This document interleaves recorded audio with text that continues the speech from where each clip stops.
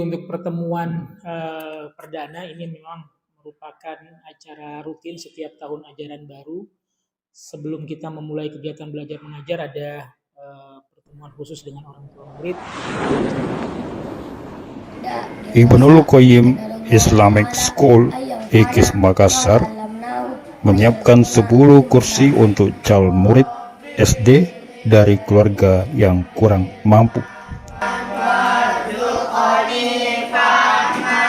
10 kursi itu diperuntukkan kepada murid penerima beasiswa tingkat SD dari kalangan keluarga yang kurang mampu.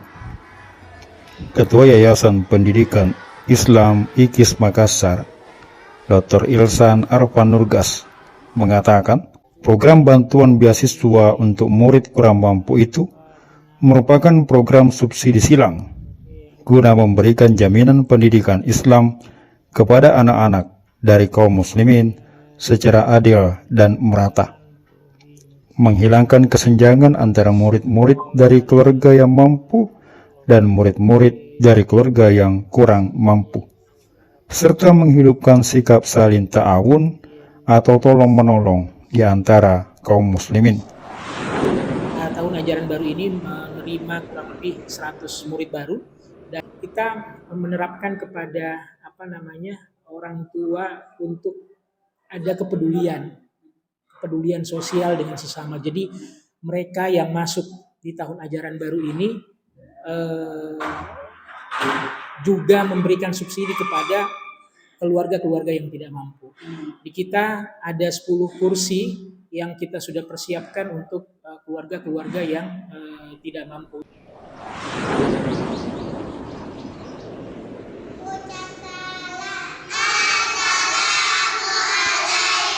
Penerima beasiswa dari calon peserta didik dari tingkat SD ini adalah peserta didik dari keluarga dengan kondisi ekonomi orang tua yang berpenghasilan rendah.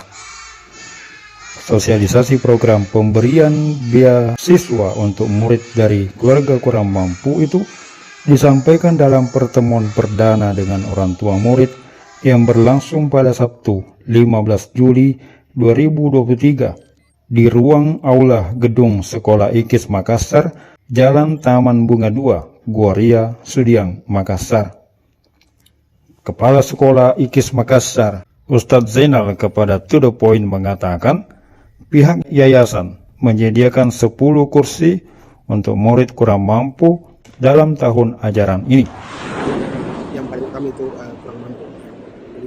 Jadi memang itu langsung dari yayasan program itu. Kami di tataran sekolah tinggal melanjutkan saja. Ya. Tapi pada intinya kita kan tidak mau pendidikan itu dimonopoli oleh orang-orang berduit saja. Ya.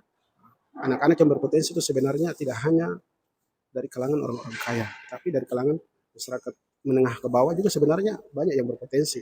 Ya. Jadi karena itu yayasan membuka pintu itu, ya tentu salah satu di antara tujuannya untuk mencari potensi-potensi yang baik dari kalangan masyarakat yang latar belakang ekonominya agak lemah. Kuota tersebut masih kosong dan masih disediakan. Pihak sekolah memprioritaskan kepada keluarga murid yang berada di sekitar sekolah. Sampai sekarang itu juga belum terpenuhi. Kita sudah sampaikan kepada warga sekitar, tapi sampai sekarang belum terpenuhi. Tetapi yang jelas target kita 10 kursi ini untuk mereka semua. Beberapa hal yang perlu disiapkan sebagai kelengkapan persyaratan untuk orang tua murid yang ingin mendapatkan beasiswa bagi anak-anaknya. Di antaranya surat keterangan tidak mampu dari kelurahan, fotokopi rekening listrik 3 bulan terakhir, dan fotokopi kartu keluarga. Untuk diketahui, beasiswa yang dimaksudkan adalah pembebasan biaya pendidikan untuk murid-murid yatim piatu dan murid-murid dari keluarga yang kurang mampu atau duafa, berupa pembebasan uang pangkal, pembebasan uang SPP, pembebasan uang buku, dan baju seragam. Yatim piatu dan kaum duafa. Tetapi di SMP dan SMK semuanya sudah penuh untuk kuota keluarga tidak mampu itu sudah penuh kuotanya. Tinggal di SD masih ada 10%. Selain kurang mampu, mungkin ada kriteria lain Pak, ada kemampuan khusus yang harus dimiliki oleh calon siswa selain kurang mampu. Kalau di SD kita tidak ada kriteria yang terlalu ketat gitu ya, berbeda dengan SMP dan SMK. Kalau SMP dan SMK selain mereka memang tidak mampu, mereka harus punya prestasi. Cuman kalau di SD ini kan satuan pendidikan dasar yang harus dilewati oleh semua warga, semua anak-anak gitu ya. Jadi kita tidak tetapkan peraturan khusus yang agak ketat, tetapi yang penting mereka mau bersekolah, mau belajar agama dengan baik, mau belajar dengan semangat. Kalaupun mereka tidak mampu kita fasilitasi, khusus untuk SD. Jadi patokan utamanya adalah mereka memang dengan berlatar belakang keluarga miskin seperti itu. Dalam kegiatan keakraban bersama orang tua murid yang berlangsung di ruang aula gedung IKIS Makassar, yang dipimpin langsung ketua yayasan dan kepala sekolah serta seluruh tenaga pengajar di sekolah itu, juga dijelaskan mengenai tata tertib sekolah dan sejumlah bentuk pelanggaran yang bisa menyebabkan murid-murid IKIS dikembalikan kepada orang tuanya karena dinilai tidak mampu mematuhi tata tertib sekolah. Yang masih menggunakan sepatu warna pink, ya, warna putih.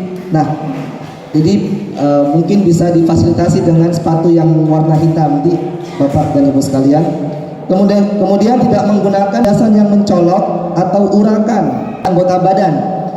Peserta didik dilarang bertato dari segala jenis tato. Kemudian dilarang mengecat rambut atau kuku dengan jenis pewarna apapun. Diusahakan hadir di sekolah sebelum pukul 7.10 waktu Indonesia Timur.